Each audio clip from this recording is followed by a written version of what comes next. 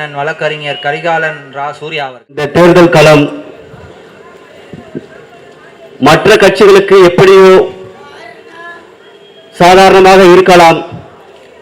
ஆனால் நாம் தமிழர் கட்சி இந்த முறை வென்றாக வேண்டும். காரணம், மக்கள் படும் வேதனையில் செல்வார்கள். அடுத்த 5 ஆண்டு நம்மிடம் கண்ணீர் வடிப்பார்கள். அதை மனதில் வைத்துக் கொண்டு தீவிரமாக பிரச்சாரத்தை முன்னெடுக்கிறோம். நமக்கு என்னன்னா பேசணும் போது எதை பத்தி பேசுறது அப்படின்னு எடுத்தாலே 5 ஆண்டு காலத்தை திமுக பத்தி வச்சா நிறைய வந்து போகுது. முன்னாள் அமைச்சர் ஓசி பஸ்னாரு, அதுவா? ஏன்னா மக்கள் மறந்துட்டு இருப்பாங்க. ஏன்னா இப்ப அந்த பொன்முடி அமைச்சருக்கு சீட்டு கொடுக்கல, ஏன் கொடுத்துட்டா திரும்ப ஞாபகம் வந்துடும், நமக்கு ஓட்டு போடாம போயிடுவாங்க அப்படின்னு எவ்வளவு நேக்க கரூர்ல இருந்து செந்தில் பாலாஜி கோயம்புத்தூர்ல நிப்பாட்டிடுவாங்க. ஏன் மறந்துடுவாங்க அங்க நடந்தது. திமுகவின் வேலை இதுதான். அப்போ துரைமுருகனுக்கு அவருக்கு கொடுக்கல, பொன்முடிக்கு கொடுக்கல, அவங்க பையனுக்கு கொடுத்துட்டாங்க. எப்படி மடைமாற்றம் செய்யறாங்கன்றத பார்த்துக்கணும். ஏன்னா இவர்கள் ஓசி பஸ்ல போறீங்க. அப்புறம் ஒரு அமைச்சரோட பையன் சொன்னாரு, என்ன சொன்னாரு, பெண்களுக்கு 1000 ரூபாய் வந்துச்சுங்களா, உங்க பொண்ணுக்கு 1000 ரூபாய் வந்துச்சுங்களா, அதுல சிம் கார்டு போட்டு நீங்க யாருக்கிட்ட வேணாலும் பேசுங்க சொன்னாரு. பெண்கள்லாம் நோட் பண்ணிக்கணும். திமுக வருது, எங்களுக்கு மாசம் 2000 தருது. எங்க தருது? எங்க இருந்து எடுத்து தருது? ஆக பாதம் 1000 ரூபாய் வந்துச்சா, தேர்தல் வந்துச்சு 5000 ரூபாய் வந்துச்சா அப்படின்னு ஐயா கேட்கிறாரு. வந்துச்சுங்க ஐயா, கரண்ட் பில்லு வருஷத்துக்கு 3 வாட்டி ஏறிச்சுங்க ஐயான்னு சொல்லணும். எப்படி வந்துச்சுங்க ஐயா, 5000 ரூபாய் வந்துச்சு, கரண்ட் பில்லு வருஷத்துல 3 வாட்டி ஏறிச்சுங்க ஐயான்னு. ஆக நீங்களாம் பஸ்ல இலவசமா தானே போறீங்க, போறங்க ஐயா, லோக்கல்ல தான் இலவசமா போறோம், மப்சல்ல போனா டிக்கெட் ரேட் ஏத்திட்டாங்க ஐயான்னு சொல்லணும். எப்படி லோக்கல் இலவசமா விட்டீங்க ஐயா, விழுப்புரத்துக்கு போக 90 ரூபாய் இருந்தது, இப்ப 136 ரூபாய் கேட்கிறானே ஐயா, கேட்கிறானே ஆட்சியிலே கேட்கிறானேன்னு கேட்கணும். ஏன்னா லோக்கல்ல கொடுத்தீங்க. நாங்க இங்க இருந்து மின்ட்டு வரைக்கும் தான் வேலைக்கு போவோம். மாதாவரத்து திருவண்ணாமலைக்கு எப்படி விழுப்புரம் கடலூர் போறவங்க எல்லாம் டிக்கெட் ரேட்டு கொடுக்குறாங்களா, அதே பெண்மணி தானே கொடுக்குறாங்க. பெண்களுக்கு நல்லது செய்யுங்க திமுக. அப்ப அந்த பெண்களுக்கு அங்கேயும் கொடுக்க முடியுமா? முடியாது. ஏன்? இவர்கள் சின்ன சின்னதாக ஆசைகளை காட்டி எவ்வளவு பணம் சொத்து வச்சிருக்காங்க. இந்தியாவிலேயே நம்பர் 1ன்றாங்க, தமிழ்நாட்டிலேயும் நம்பர் 1ன்றாங்க. ஏன்னா இவ்வளவு நாடு ஃபுல்லா சொத்து வாங்குறாங்க. ஆனாலும் திரும்ப திரும்ப இந்த ஆட்சி அதிகாரத்துக்கு வரணும். இவ்வளவு பணம் சம்பாதிச்சாச்சு, எனக்கு பணம் தேவையில்லைன்னு ஏற்பதா? ஆட்சி அதிகாரம் பெரிய போதை, இருக்கிறதுலே பெரிய போதை ஆட்சி அதிகாரம். ஏன்னா வச்சுங்களேன், இப்ப ஒரு 100 கோடி வச்சுக்கிற ஒருத்தர் கார் எடுத்துட்டு வராரு, போலீஸ் நிக்குமா, வழி விடுமா, பேரிகார்டை போடுமா? இல்ல, எம்எல்ஏ வந்தா போடும். அப்ப அந்த ஆட்சி அதிகாரத்துல எப்பயுமே திமுக இருக்கணும். என்ன சொல்றாங்க?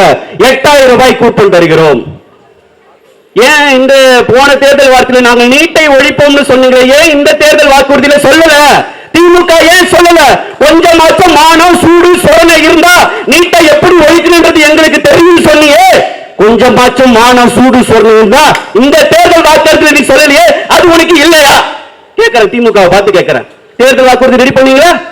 போன தேர்தலில் சொன்னீங்களா இந்த தேர்தலில் சொல்லணும் கச்சத்தீவை மீட்போம் சொன்னீங்களே, இந்த தேர்தல் வாக்குறுதி சொல்லுங்க. போன தேர்தல் வாக்குறுதி நிறைய சொன்னாங்க. என்ன சொன்னாங்க தெரியுங்களா? அரசு ஊழியர்கள், நீங்க தற்காலிக நர்ஸா இருக்கீங்களா, உங்களுக்கு நிரந்தரப்படுத்திடுவோம். தற்காலிக ஆசிரியரா இருக்கியா, பணி நிரந்தரப்படுத்திடுவோம். தூய்மை பணியாளரா நிரந்தரப்படுத்திடுவோம். இந்த தேர்தல் வாக்குறுதியில் அதை காட்டு. ஏன்? நீ போன தேர்தல் வாக்குறுதியில சொன்னதை வச்சு எல்லா அரசாங்க ஊழியரும் போராட்டம் பண்ணிட்டா. வள்ளுவர் கோட்டத்தில இருந்து கேளாம்பாக்கம் பஸ் ஸ்டாப் வரைக்கும் திரும்ப சொன்னா, நீங்கள் சொன்ன தேர்தல் வாக்குறுதி எங்களுக்கு நிறைவேற்றணும், எங்க போராட்டம் பண்ணிடுவானு பயந்து இந்த திமுக அரசு மீண்டும் அந்த தேர்தல் வாக்குறுதியை சொல்லல. பாத்துக்க, போன வருஷ தேர்தல், அதாவது முந்தைய தேர்தல் அறிக்கைக்கும் இன்றைய தேர்தல் அறிக்கைக்கும் என்னென்ன மாற்றம், ஏன் இந்த மாற்றம்? அதுலயும் ஒரு கட்சி இங்கேயும் பேரம் பேசுது, அங்கேயும் பேரம் பேசுது. ஏதோ அதான் ஐயா விஜயகாந்த் இறந்துட்டாருன்னு அந்த அனுதாபத்தில் இருந்த மக்களோட வெறுப்பையும் சம்பாரிச்சுக்கிட்டீங்க அம்மா பிரேமலதா. அவர் மட்டும் இங்க இருந்தா தூக்கி அடிச்சிருவோம். பாத்துக்க, யாரு கட்சி எங்க போய் அடமான வைக்கிற, என் மண்டபத்தை அடிச்சு, என் மக்களை அடிச்சு, என் கட்சி அடிச்சவங்கிட்ட கூட்டணியம் அப்படின்னு சொல்லியிருப்பார். மனசுல தோணுச்சு, ஐயா இருந்தா என்ன சொல்லியிருப்பாரு? அதுவும் பிரேமத்தை பார்த்து என்ன சொல்லியிருப்பாரு? நான் பேசிட்டு இருக்க, இவன் அங்க போறா கூட்டணிக்கு, இங்க போறா கூட்டணிக்கு, கட்சின்னு ஒண்ணு வச்சிருக்கு, ஆளுன்னு ஒண்ணு வச்சிருக்கு, தனியா நிக்க முடியாது. ஏன்னா முடிஞ்சிருச்சு. ஒண்ணுமே இல்லைங்க அங்க. என்ன இருக்கு? 3 பேர் இருக்காங்க. அம்மா பிரேமலதா, விஜய் பிரபாகரன், அப்புறம் அவர் யார் அங்க அண்ணனா பேரே வரல, எம்பி ஆயிட்டாரு. அவர் எப்படியாவது எம்பி ஆகுன்னு எம்பி திமுக கூட்டணியில போய் சேர்ந்துட்டாங்க. இது ஒரு கூட்டணி. நாங்கள் மெகா கூட்டணி. என்னடா மெகா கூட்டணி? எல்லா கட்சியும் சேர்த்துப்போம். சமூக நீதி, சாதிய ஒழிப்பு, பெரியாரியம், திராவிடம். அப்புறம் எதுக்கு கொங்கீஸ்வரனை வச்சுக்கிற ஜாதி கட்சிய? அப்புறம் எதுக்கு சாதி கட்சி நீ உள்ள சேர்த்து வச்சிருக்க? எல்லா சாதி கட்சிக்கும் முக்குளத்தூர் கருணாசுக்கு ஒரு சீட்டுங்க. ஏன்? சாதி நாங்கள் தான் ஒழித்தோம். பெரியார் வழிவந்த பேரர்கள், அடுத்த பெரியார் சொல்ல போற அண்ணன் சேப்பாக்கா சேகவேரா, சாதி ஒழிச்சிட்டீங்களா? இல்லைங்க. ஏன் ஒழிக்க முடியாது? எப்படி? சாதி வாரி கணக்கெடுப்பு எல்லா கட்சியும் சொல்லுதுங்க. சாதி வாரி கணக்கெடுப்பு. எப்படி சாதி வாரி கணக்கு? புதுசா வந்து நம்ம பக்கா மாசு புல்லுக்கட்டு தலைவர் விஜய் கூட சொல்லிட்டாருங்க, சாதி வாரி கணக்கெடுப்பு எடுங்க. ஏன்? இடஒதுக்கீடு நமக்குள்ள இருக்கிற வேற்றுமையை கலைந்திட நீ எவ்வளவு இருக்க, நான் எவ்வளவு இருக்கன்னு எண்ணி கொடுத்துடு, அள்ளி கொடுக்காத அளந்து கொடுத்துன்னு சொல்லிட்டாங்க. உடனே திமுக என்ன பண்ணுது? இதை எடுத்துட்டா நம்ம தான் இங்க மைனாரிட்டின்னு நினைக்கிறோம். எப்படி? திமுக இருக்கிற தெலுங்கர்கள் தான் இங்க மைனாரிட்டி தெரிஞ்சு போயிடும். அதனால சாதி வாரி கணக்கெடுப்பு எடுக்க கூடாது. நேரா என்ன பண்றோம்? பிஜேபி கிட்ட கை நீட்டிடுவோம். ஏன்? உங்களால தெலுங்கானால எடுக்கல, வடநாட்டு பக்கம் எடுக்கல, நீ எடு. நாங்கள் தான் மத்திய அரசை இரும்பு கரம் கொண்டு எதிர்க்கிறோம். மத்திய அரசு சொன்ன சாதி வாரி கணக்கெடுப்ப நாங்க எடுக்கிறோம். மாநில சுயாட்சி பேச நாங்க மத்திய அரசை எதுக்கு எடுக்க சொல்லணும்? நாங்க எடுக்கிறோம். எடுக்க சொல்லு. முடியாது. இவர்களால ஒன்னும் முடியாது. என்ன முடியும்னா 5 வருஷமா ஆட்சியில இருப்பாங்க. கடந்த 6 மாசமா எங்க பார்த்தாலும் கல்யாண மண்டபம் திறந்துனே இருக்காங்க. எங்க பார்த்தாலும் புதுசா பில்டிங் திறந்துனே இருக்காங்க. என் காலில் கூட தார் ஓட்டிருக்கேன். சொல்லுங்க, எலெக்ஷன் வந்து அங்கங்க தார் ஓட்டு போட்டு இன்னும் காயல. என் காலில் தார் ஓட்டி இருக்கு. ஏன்? எலெக்ஷன் வந்தோடனே தாரோடா இருக்குது. இத்தனை நாளா ராசா நீ எங்கேயா இருந்த? என் ஜாமி எங்க இருந்த? எங்கேயும் இல்லைங்க, பாய் போட்டு படுத்து தூங்கிட்டு இருந்தாரு. ஏன்னா இப்பதான் ஆக உங்களோட ஸ்டாலின், உங்களுக்கு என்ன வேணும்பா? அப்பா என்ன வேணும்? ஐயா எங்களுக்கு மதுக்கடை மூடுங்க. அப்படியா? அது இல்லையா மூடுங்க. அது மூடுவாங்க, 10 மணிக்கு மூடுவாங்கம்மா அப்படின்ட்டு போறாரு. ஐயா எங்களுக்கு நிரந்தரமா மூடணும். அப்படியா? அப்ப நீங்க எங்களை முடிச்சு விட்டாதாம மூட முடியும். நான் தமிழக கட்சிக்கு வாக்கு செலுத்தினாதான் மதுபான கடையை எடுத்து மூடும். 4 கட்சி. எப்படி 4 கட்சி? 4 கட்சி. பாட்டலுக்கு 10 ரூபாய், பாட்டலுக்கு 10 ரூபான்னு பாருங்க. விஜய் கூட ஒயின் ஷாப்பை மூடுவேன்னு சொல்லலையே. ஏன் சொல்லல? பாட்டலுக்கு 10 ரூபாய் பாட தெரிஞ்ச உங்களுக்கு பாட்டல் இல்லாத தமிழ்நாட்டை உருவாக்கும்னு சொல்ல முடியல. ஏன்? உனக்கு காசு அங்கிருந்து வரணும். ஏன்னா உனக்கு சம்பாதிக்கவோ செயல் திட்டமோ இந்த அரசு கிட்ட உன் கொள்கையில எதுவுமே கிடையாது. யாரும் விஜய் கிட்ட கிடையாது. சரி, திமுக அராஜகம் அட்டுழியம் பண்ணிருக்கு. நம்ம மறுபடியும் பேய்க்கு பயந்து பிசாசு அதிமுக கிட்ட போயிடுவோமா அப்படின்னு மக்களுக்கு ஒரு இது. பேய் ரொம்ப கஷ்டமா இருக்கு, பிசாசு கிட்ட போயிடுவோமா? வீரன் போயிட்டு இருக்காப்புல, அவருடைய தொந்தரவு பண்ணாதீங்க சரிங்களா? அப்ப பிசாசு கிட்ட போயிடலாமான்னு பிஜேபி என்ற ஒரு கட்சி தமிழனுக்கு ஒரே ஒரு முறை நல்லது செஞ்சான்னா நீ சொல்லு. பிஜேபி என்ற கட்சி தமிழனுக்கும் தமிழர்களுக்கும் ஏதேனும் ஒரு நன்மை செய்தது? செத்து போன சமஸ்கிருதத்துக்கு நிதி ஒதுக்குறாயா? தமிழுக்கு ஒதுக்க மாட்டான்.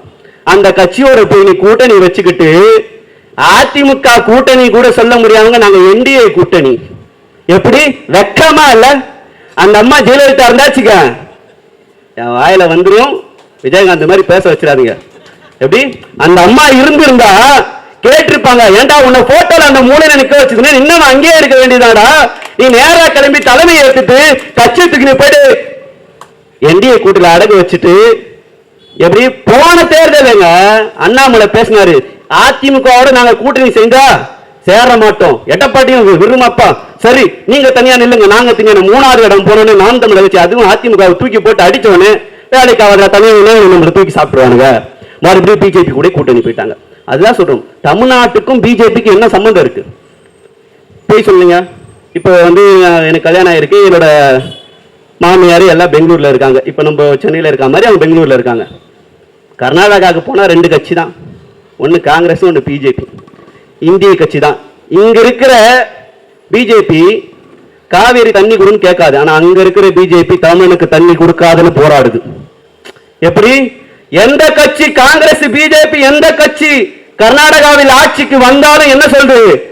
கன்னடனுக்காகத்தான் போராடுவோம்.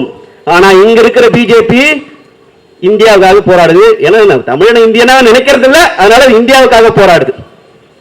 இந்த நிலைமை இருக்குது. இந்த நிலைமையில போயிட்டு நாங்க அவங்க கூட கூட்டணி வச்சுட்டோம், சிந்திச்சு பாருங்க. அதனால இப்ப திமுக ஆட்சி கொடூரமா இருக்கு, அது மக்களுக்கே தெரியும். இப்ப வெயில் எப்படி கொடூரமா ஸ்டார்ட் ஆகுதோ அந்த மாதிரி அவங்க ஆட்சி தொடங்கி கொஞ்சம் கொஞ்சமா மண்டையை கனமாக்கி விட்டுருச்சு. எப்படி செங்கல் ரேட்ல இருந்து சிமெண்ட் ரேட்ல இருந்து எல்லாமே ஒருத்த வீடு கட்டணும்னு நினைச்சா கண்ணை மூடி கனவுல தான் கட்ட முடியும். ஏன் அவ்வளவு ரேட்டு? செங்கல் போன மாசம் 7 ரூபாய் ஆக்கினே இந்த மாசம் வாங்க போனா 9 ரூபாய் இருக்கும். அப்ப வீடு கட்ட முடியாது, கனவுல தான் கட்ட முடியும் திமுக ஆட்சியில. அதனால சொல்றேன், அவங்களுக்கு ஒரு சமாதியை கட்டிடு, நீ நிம்மதியா இருக்கலாம். எப்படி? நீ வீடு கட்டினா திமுக கட்சிக்கு சமாதி கட்டிடு, நீ அப்பதான் நிம்மதியா இருக்க முடியும். சிந்திச்சு பாருங்க. 2000 ரூபாய் தரோம் நாங்கள் பெண்களுக்கு, 2000 ரூபாய் தரோம். சரிங்க, எங்க இருந்து தந்தீங்க? நீங்க ஏற்கனவே கொள்ளடிச்சிருந்த காசு இல்லையா? 5 லட்சம் கோடி கடன் இருந்துச்சு, இப்ப 10 லட்சம் கோடியா கடன் ஆயிடுச்சு. கடன் வாங்கி நாட்டுக்கு நீங்க செய்த சாதனை என்ன? ஏதாவது 5 வருஷம் ஆட்சியில் இருந்த திமுக சாதனை சொல்லி ஓட்டு கேட்க சொல்லு, சாதனை சொல்லு. நான் இதெல்லாம் சாதனை பண்ணங்க. எப்படி? தேர்தல் வரும்போது மாணவர்களுக்கு லேப்டாப் கொடுக்கறது, தேர்தல் வரும்போது 8000 ரூபாய்க்கு கூப்பன் தரோம் நாங்க, ஃப்ரிட்ஜ் எல்லாம் நீங்க. ஏன்னா ஒருத்தர் அதிமுக நாங்க ஃப்ரிட்ஜ் தரோம்ட்டான். ஐயோ, எல்லா வீட்லயும் ஃப்ரிட்ஜ் இருக்கும், ஃப்ரிட்ஜ் கொடுத்தா செட் ஆகாது, நம்ம கூப்பனா கொடுத்துட்டா அவங்களுக்கு தேவையானதா பார்த்து வாங்கிப்பாங்கன்னு ஐடியா கொடுத்துறாங்க. யாரு? அக்கா கனிமொழி, தேர்தல் மேலாண்மை குழு தலைவர். எப்படி? நல்லா கூகுள்லாம் சர்ச் பண்ணி, அதுவும் கலைஞர் போட்டோ போட சொன்னா கண்ணுங்களா எப்படி இருக்கீங்க, அவர் போட்டோ போட்டு வச்சுக்கிறானுங்க. ஏன்? ஏடா உக்காந்து ரெடி பண்ண முடியலையா தேர்தல் அறிக்கைய? என்ன ரெடி பண்றது தெரியல. போன வாட்டி 506, 509, 600 பக்கம் தேர்தல் அறிக்கை விட்டீங்க, இப்ப 96, 100 சுருங்கிட்டீங்க. என்னையா சிஎஸ்கே மாதிரி ஆயிட்டீங்க, ரன்னே போவாதுன்ற மாதிரி. அப்ப இவரோட தேர்தல் அறிக்கை ஏன் சுருங்கி போனது? நீட்டை பத்தி பேச முடியல, புதிதாக மேம்பாலங்கள் அதை பத்தி பேச முடியல, இந்த அரசு ஊழியர்கள் நிரந்தர பணியை பத்தி பேச முடியல. இதெல்லாம் போன தேர்தல் வாக்குறுதியில் இருந்து எதுவுமே நிறைவேற்றல திமுக என்ற ஒரு கட்சி.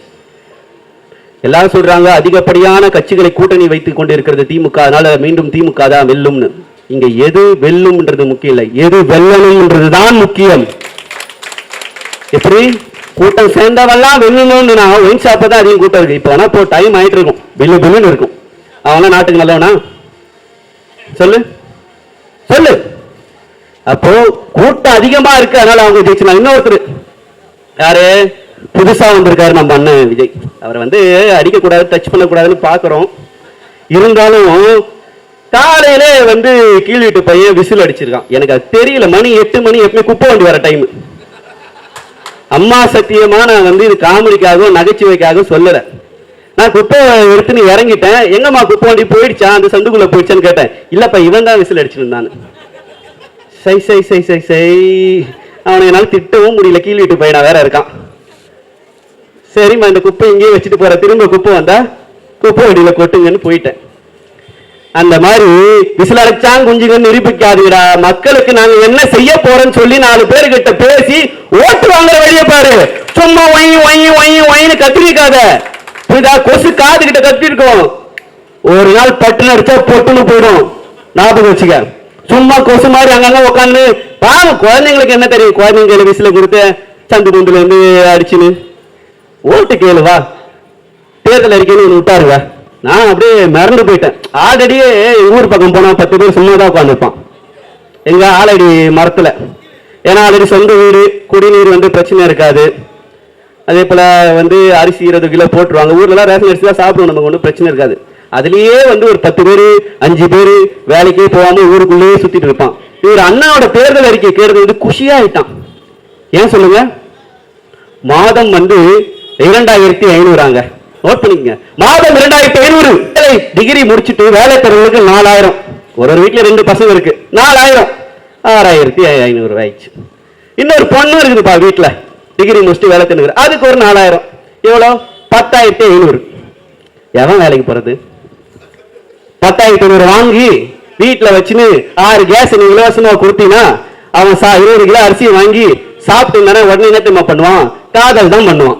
காதல் பண்ணா நம்ம அண்ணன் எதிர்ப்பு தெரிவிக்க மாட்டார். உண்மையான காதல்னா வா நான் சேர்த்து வைக்கிறேன்னு சொன்னவர் எங்க அண்ணன். எப்படி உண்மையான காதல் என்ன தேறிவா நான் சேர்த்து வைக்கிறேன்னு சொன்னார். உடனே என்ன பண்ணுவாரு? அவனுக்கு ஒரு கல்யாணத்தையும் பண்ணி ஒரு நகையும் போட்டு பொண்ணுக்கு பட்டு புடவையும் கொடுத்துருவார். ரைட்டா? அடுத்து குழந்தை பிறந்தவொடனே மோதிரமும் கொடுத்துருவார். அடாடாடா. அடுத்து என்ன பண்ணும்? நீ பசங்களை போய் ஸ்கூல்ல சேர்த்தினா மாசம் 5000 ரூபாயும் போட்டுருவோம். அடுத்து என்ன உனக்கு எஜுகேஷன் லோன் 20 lakhs தரேன் வச்சிருக்காரு. பெத்த அப்பா அம்மாவுக்கு பொண்டாட்டிக்கு பிள்ளைக்கு கொடுத்த காசை கடந்து காமிச்சு நீ எங்களுக்கு காசு தெரியா? யார் காசு? சிரிச்சு பாருங்க. இஷ்டத்துக்கு அறிவிச்சு விடுறாரு. நான் இந்த டிவிக்கு தொடவே கூடாதுன்னு ஏன் சொல்லு? எல்லாம் சும்மா பேசுன்னு சும்மா பிள்ளைகா பசங்க அங்கங்க விசில் அடிச்சிட்டு இருக்காங்க. குழந்தை பசங்க நம்ம பேசக்கூடாதுன்னு பார்த்தா என்ன பேச வைக்கிறியா? இனி விசில் அடிப்ப நான் வரேன் பக்கம். அடுத்து நீ விசில் அடிக்க அடுத்த நேரில் நான் விசில் அடிச்சுட்டே இருப்பேன். உன் காதுல நைட்டுலாம் கொயின்னு கேட்டு என்னடா நம்ம அண்ணன் இப்படி பேசிட்டே இருக்காங்களேன்னு. எப்படி அடுத்து 20 லட்சம் லோனும் கொடுத்துருவாரு. எங்கேயாவது நான் மாற்றம், திமுகவிலிருந்து மாற்றம், அதிமுகவிலிருந்து மாற்றம். அவன் 1000 கொடுத்தா நீ 2000 கொடுத்த, நான் 2500 கொடுக்கிறேன். இது மாற்றம் இல்ல, பெரும் ஏமாற்றம். அல்லாத பெருமக்களே புரிந்து கொள்ளும். ஒரு 1000க்கு 2000, 2000க்கு 2500 கிடையாது. அது மாற்றம் அல்ல, ஏமாற்றம் என்பதை விஜய் ரசிகர்கள் புரிஞ்சுக்கணும். புரிஞ்சுங்களா? விஜய் ரசிகரா இருந்து இன்ஸ்டாகிராம்ல வீடியோ போட்டா நான் லைக் வருன்றதுக்காக நீ பேசிட்டு இருப்ப. புரியுதா? மக்கள் பிரச்சனை பேசிட்டு இருக்க எங்க கிட்ட வரக்கூடாது ராஜா. இதெல்லாம் திமுகவோட வச்சுக்கணும். புரியுதா? உன் அல்லு சில்லு மேட்ருக்கு, உங்க அண்ணன் பேசுற மாதிரி குட்டி ஸ்டோரிக்கு இதெல்லாம் அங்க வச்சுக்கணும். நாம் தமிழர் கட்சிக்கு பிள்ளை கிட்ட வச்சுக்கூடாது. ஏனென்றால் நாங்கள் ஒரு பெரும் கனவை சுமந்து போய்கிட்டோம். என் நாடு எப்படி இருக்க வேண்டும், கல்வி முறை எப்படி இருக்க வேண்டும், மருத்துவமனை எப்படி இருக்க வேண்டும், என் நாட்டு மக்களுக்கு தவித்த வாய்க்கு தண்ணி கூட இலவசமாக தர முடியாது. 50 ஆண்டு கால நிலையில் இருக்கு அவர் அரசு. அதுல தண்ணி இலவசமா தர மாட்டீங்கன்னா தரமா கொடு. பீச்சிங் பவுடர் கலக்கிற நாங்க பிடிச்சி 2 நாள் வச்சிருக்கோம். அதுல கங்கு தேரும். அதுக்கப்புறம் நாங்க குடிப்போம், சமைப்போம். எப்படி? தண்ணி அடிக்கும் போதே அடிச்ச உடனே முதல்ல குடத்தை வைக்க மாட்டான். கையை வச்சு மூந்து பார்ப்பான். காவா நாத்தம் வருதா இல்லையான்னு. இப்படியே 50 வருஷம் போதடா சாமி. 50 வருஷம் போகுது. தண்ணி அடிச்சு கையை வச்சு மூந்து பார்த்து ஒரே ஒரு முறை யோசிச்சு, ஏன்டா இதே தண்ணி ஐயா ஸ்டாலினோ எடப்பாடியோ உதயநிதி ஸ்டாலினோ குடிப்பாரான்னு யோசிச்சு பார்த்திருப்பியா? ஏன் அப்ப கேன் வாட்டர் வைக்கிறவனுக்கு மட்டும் தரமா தண்ணி கிடைக்கிறது எப்படி? அங்கதான் இருக்கிறது இந்த ஆட்சியாளர்களின் சூழ்ச்சி. அறிவார்ந்த மக்களை புரிஞ்சுக்கணும், தெளிவா புரிஞ்சுக்கணும். இந்த தண்ணியில என்ன பண்றானா, இது தரம் இல்லாம கொடுத்துட்டு நம்மள கேன் வாட்டர் வாங்குறதுக்கு மறைமுகமா நம்மள தள்ளுறான்.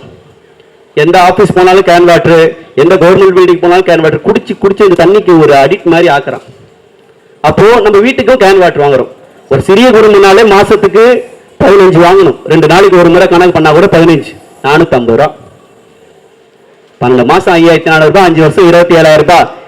30 கண்ணுக்கு தெரியாம நம் வீட்டு பணம் போய்கொண்டே இருக்கிறது தண்ணிக்கு மட்டும். ஒருவன் இருந்தால் கூட அவன் வாய் நனையாம போகக்கூடாது உடன்பாடு ஊத்தின சமூகம் இந்த தமிழ் சமூகம். தவிச்ச வாய்க்கு தண்ணி தராம இருக்கியடா. ஆனா நாம் தமிழக கட்சிக்கார சொன்னா தண்ணி விற்பனைக்கு அல்ல, தடை விதிப்போம். என் மக்களுக்கு தூய குடிநீரை இலவசமாக வழங்கும்னு சொன்னீங்க அண்ணன் சீமான்டா. சொல்லு பார்க்கலாம், நீ சொல்லு. 4 கட்சியில நெஞ்சுரம் உள்ள ஒரே கட்சி அது நாம் தமிழர் கட்சி. உண்மையை பேசுவோம், சத்தியத்தை பேசுவோம். எங்க போட சொல்லு. மீட்டிங் ஆரம்பிக்கும் போது எங்க கட்சியில பறை அடிச்சாங்க. சரிங்களா? எப்படி பறை அடிச்சாங்க? இது திமுக ஆட்டமா பேரு விட்டமா அப்படின்னு பெண்களை வச்சு ஆடி இருப்பாங்க. அதிமுக அதேதான். டிவி கேர்னா அண்ணன் பாட்டு போடுவாங்க, அப்படின்னு. எப்படி மாற்றம்? எதிலிருந்து மாற்றம்? என் கட்சியை முழுமையாக மாற்றம். பார், படித்தவர்கள், பண்பாளர்கள், இளையவர்கள் ஒரு தூய அரசியலை முன்னெடுக்கிறோம். ஓட்டு கேட்டு வந்தா கூட இந்த காரணத்துக்காக எங்களுக்கு வாக்கு செலுத்துங்கள். இந்த மதுபான கடையை நாங்கள் இழுத்து மூடுகிறோம். தூய குடிநீரை இலவசமாக தருகிறோம். மின்சாரத்தை இவ்வாறு கட்டுப்படுத்துகிறோம். நடக்கிற கேஸ் பிரச்சனை எப்படி அது தீர்வு கொடுப்போம்? எப்படி ஈரானுக்கும் இஸ்ரேலுக்கும் அமெரிக்காவுக்கும் போரு, தமிழ்நாட்டில் கேஸ் தட்டுப்பாடு வரும், நம்மலாம் கரண்ட் அடுப்புல சாப்பாடு செய்வோமான்னு நினைச்சிருக்க மாட்டோம். ஏன்னா நானும் கரண்ட் அடுப்புல தான் செஞ்சுட்டு இருக்கேன். அதனால அது ஞாபகத்துக்கு வந்துச்சு. அப்போ நாங்க என்ன சொல்றோம், அந்த கேஸை நாங்க உற்பத்தி செய்யறோம். ஆடு மாடு சீமான் சொன்னாருங்க, அது அவமானம் நினைக்கிறேன், அது பிற்போக்கு கிடையாது. அப்புறம் அம்மையார் ஜெயலலிதா எதுக்கு ஆடு மாடு கொடுத்தாங்க அப்படின்னு அதிமுக போய் கேட்டா, அது தம்பி அந்த நேரம் அது அப்படிதான் தம்பிட்டுருவாங்க. அப்போ அதுல இருக்கிற கழிவுகளை வைத்து கேஸ் தயாரித்து தங்கு தடையின்றி இல்லாம ஓசில தர மாட்டோம்பா. அது உற்பத்திக்கு ஆகிற காசு என்னவோ அதை கொடுப்போம்னு அண்ணன் சொன்னது அண்ணன் சீமான் அண்ணன் தான். இது மாதிரி தமிழ்நாட்டில் இருக்கிற எல்லா பிரச்சனைக்கும் தீர்வு நாங்கள் வைத்திருக்கிறோம். எப்படி தமிழ்நாட்டில் இருக்கிற எல்லா பிரச்சனைக்கும் தீர்வு வைத்திருக்கோம். எங்க துண்டறிக்கை பார்க்கும் போதே உங்களுக்கு புரிஞ்சிருக்கும். திமுக அதிமுக டிவிக்கு வேணா ஒரே பக்கம் அவங்க தலைவர் போட்டோ, சின்னம், வேட்பாளர், வாக்களிப்பீர் அப்படின்னு போட்டு உங்களோட கவர்ச்சி திட்டங்கள் ஒரு 5-6 போட்டுட்டு போயிட்டு இருப்பாங்க. ஆனா நாங்கள் மட்டும்தான் எங்க வேட்பாளர் வந்து எத்தனையோ தொகுதியில வந்து நின்று இருக்கலாம். ஆனால் ஆர்கே நகரில் நிற்பதற்கான காரணம் இந்த மக்களுக்கு ஏற்படும் பிரச்சனையில் என்னுடைய பங்கு இருக்க வேண்டும், அதில் எனது தீர்வு இருக்க வேண்டும் என்று இங்க வந்து நின்று கொண்டிருக்கிறார் இந்த சட்டமன்ற தொகுதியில். அதுவும் பல்வேறு களப்பணிகளில் ஈடுபட்டு விட்டு இந்த பிரச்சனைகளுக்கு தீர்வு எப்படி கொடுப்பது என்று ஆராய்ந்து இந்த துண்டறிக்கை அடிச்சிருக்காங்க. 10 மார்க் கொஸ்டின் மாதிரி இருக்கும், பார்த்தாலே பயமா இருக்கும் உனக்கு. அது ஒரு அக்கா சொன்னிச்சு, என்னப்பா இவ்வளவு பக்கம் எனக்கு எக்ஸாம் பார்த்தாலும் பயம், புக்கை பார்த்தாலும் பயந்துச்சு. பயப்படாதீங்கக்கா, இது வந்து மக்களை காப்பாத்துறதுக்கு நாட்டை காப்பாத்துறதுக்காக அடிச்சு கொண்டு வந்திருக்கோம். வீட்டுல படிக்கும்போது தான் படிக்கல, இப்பயாச்சும் படிங்க, இப்பயாச்சும் படிங்க. படிச்சவங்களுக்கு இந்த பிரச்சனை எப்படி தீர்ப்புன்னு சொல்றவங்களுக்கு, புதிதாக எவ்வளவு திட்டங்கள் கொண்டு வரன்னு சொல்றவங்களுக்கு வாக்கு செலுத்துங்க அப்படின்னு சொன்னோம். துண்டறிக்கையில் மாற்றம், வாக்கு கேட்பதில் மாற்றம். எல்லா வேட்பாளரும் கையெடுத்து கும்பிட்டு போயிட்டு இருப்பானா எங்க வேட்பாளர் துண்டறிக்கை நான் கொடுக்கணும், மக்களோட மக்களா நான் உறவாடணும், ஏன் இவர்கள் எனது உறவாக நினைக்கிறேன், இவர்களுக்கு நாளைக்கு நான் உறுதுணையாக இருப்பேன் அப்படின்னு உங்களுக்கு நான் புரிய வைக்கணும்னு நான் கொடுக்கிறேன் என்று எந்த வேட்பாளரும் செய்ய மாட்டாங்க. இப்ப இங்க இதெல்லாம் வந்து எத்தனையோ குடியிருப்புகள் இருக்குது, எல்லா வேட்பாளரும் வருவாங்க, வண்டியிலே அப்படியே போவாங்க. எங்க வேட்பாளர் ஒவ்வொரு படியா ஏறி ஏறி இறங்குறாங்க. ஏன் அவ்வளோ இடம் மக்கள் மேல இருந்தாலும் அவங்க கிட்ட அவங்களுக்கு என்ன பிரச்சனை இருக்குன்னு தெரிஞ்சுக்கணும். இப்படிப்பட்ட வேட்பாளர்களை விட்டு விட்டு திரை கவர்ச்சியிலும் சிந்தித்து பாருங்க. இந்த மக்கள் திரை கவர்ச்சியில் வந்திருக்கும் விஜய் ஒரு வேட்பாளர் நிப்பாட்டு, அவர் பெயர் சொல்லவே விரும்பல, ஏன்னா வந்து அதுக்கெல்லாம் லாக்கி இல்லை, அதனால அவரை விட்டுருங்க. இப்ப அண்ணன் ராஜேஷையும் இல்ல எபினேசரையும் நீங்கள் தேர்ந்தெடுப்பது என்பது நமக்கு நாமே செய்து கொள்ளும் தீமை என்பதை புரிந்து கொள்ளுங்கள். ஆகையால் தான் சொல்கிறோம், தமிழகத்தில் இருக்கும் மொத்த பிரச்சனைக்கும் இளைஞர்கள் முதல்ல புரிஞ்சுக்கணும். 10 இளைஞர்கள் நம்ம வந்து யூடியூப்ல பாக்குற ஒரு அண்ணன் வந்து பெருசா வந்து ஏறி எல்லாத்தையும் விடுவாரு. 10 இளைஞர்கள் சேர்ந்தா நாடெங்கும் மரங்கள் வைக்கிறாங்க. 10 இளைஞர்கள் சேர்ந்தா முதியோர்கள்லாம் மீட்டெடுக்கிறாங்க. எப்படி 10 பேரா மொத்த பேரும் சேர்ந்து நாம் தமிழர் கட்சிக்கு வாக்கு செலுத்தினால் இதை அனைத்தும் நாம் தமிழர் கட்சியை செய்து முடிக்கும். தமிழ்நாடு முழுக்க நாடு நலமாக வேண்டி நீங்கள் அனைவரும் வரும் தேர்தலில் நாம் தமிழர் கட்சியின் வெற்றி சின்னம் விவசாய சின்னத்தில் நமது வெற்றி வேட்பாளர் வெண்ணிலா தாய்மானவர் அவர்களுக்கு வாக்கு செலுத்துங்கள். மாறுவோம், மாற்றுவோம். நன்றி, வணக்கம்.